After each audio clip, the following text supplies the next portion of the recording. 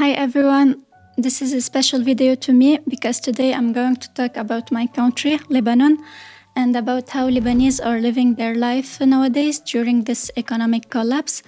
So I didn't prepare anything, unlike my previous videos. I just want to talk from my heart. So I hope this video will be helpful for lots of people, for you to prepare yourself, because Lebanon is just the Canary in Coalmine for the rest of the world. Actually, Lebanon was not a third world country. Lebanon used to be the Switzerland of the Middle East. Unfortunately, nowadays it's more like the Zimbabwe of the Middle East. It was a regional finance center and a playground for lots of rich Arabs or even Westerners until the 70th. It has also the best education system in the Middle East, including for women. And also it was known as the hospitals of the Middle East. I always thought that an economic crisis affect only the finance guys and some unlucky people. I never imagined that everyone's life could be changed during this crisis, to the point that people couldn't find any more food or medication, so their basic needs. So, and this is maybe because I was never interested in learning about what happened in Argentina, for example, or in Greece. So please don't deceive yourself like I did.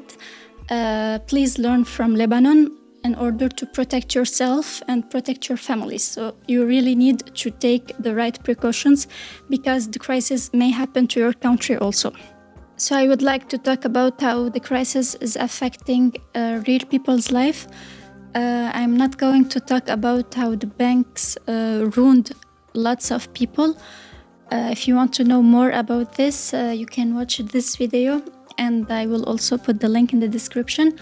But briefly, we had a bank freeze actually of the dollars that were present in the banks. So we could not retrieve our life savings in dollars from the banks. So I lost my money, my father as well, of course, all his life savings. And one more time, it's a little bit my fault. I should have seen what happened in other countries to take the right precautions. Because this happened, for example, the bank freeze happened in Greece. Yes. So in everyday's life, of course, we had devaluation, huge devaluation, a huge inflation as well. And every day the prices of everything was increasing in a crazy nonsense way.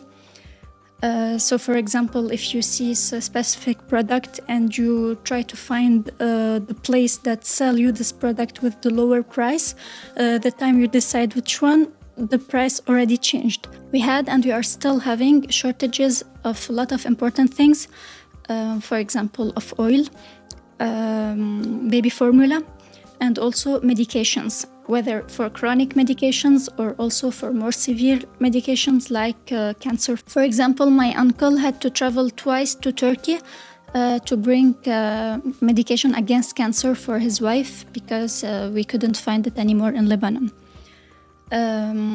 What else? Also, we heard about a woman that died at a very young age because she couldn't find anymore her medications for chronic heart disease.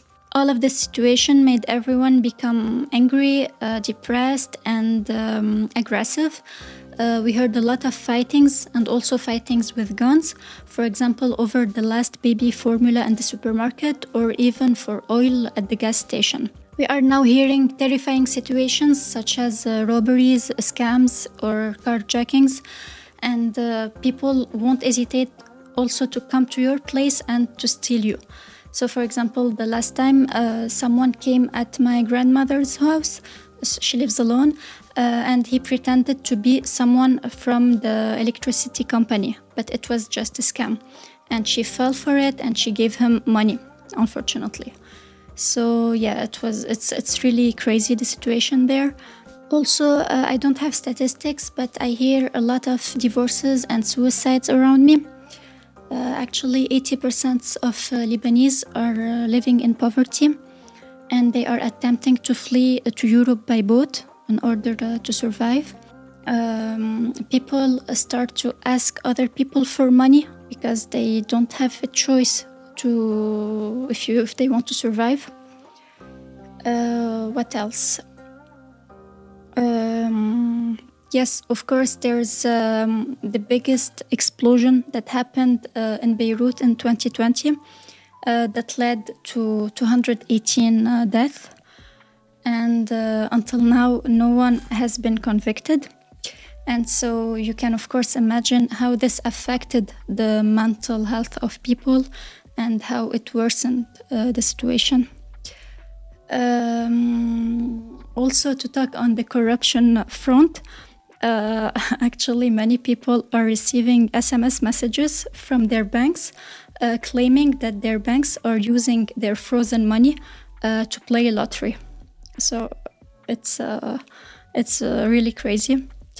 Another unfortunate aspect is the large number of NGOs that were created as a result of the crisis, and especially as a result of the explosion I told you about. They raised money from people living abroad to help the Lebanese that are in need. However, lots of Lebanese claimed that they did not receive any help. So everyone is wondering where the money went. It's extremely difficult to flee because of the crisis. For example, so many people are unable to leave because they have mortgages to repay for their real estate. But also other people just don't want to leave their families alone in Lebanon. And actually, until recently, the Lebanese government couldn't afford new passports for Lebanese. And of course, this happened suddenly. So, of course, you can imagine how this affected the people that wanted to go to a nearby country to bring important medications, or also for people that want to leave to start a new job or to start their university simply. Also, there are second-order effects. So these effects are not immediately apparent, but they are the result of the crisis. So, for example, we have an increase in the traffic fatalities, and this is because the people could not maintain their cars anymore. Another example is, as I told you, we had shortages of medication, but also we have a lack of doctors. So actually, doctors are leaving the country because they could not stand their working conditions anymore. So yes, life becomes extremely difficult there in Lebanon. There is no trust in people anymore, but hopefully and fortunately, there are still good people in this hell that help others and send them some money. So for example, in each neighborhood, there are some people living abroad that can send money to their families or to their close people or also to their neighbors in order to help them to survive this crisis. What is not fair is that there are a lot of people that made a lot of money from this situation. If you're interested to know how, you can watch this video. But as a result, there is a huge disparity between people that have their salaries in dollars and the people that have their salaries in the local currency. And so some people could go to expensive restaurants and to luxury hotels, while the others could not buy meat and could only afford one meal a day.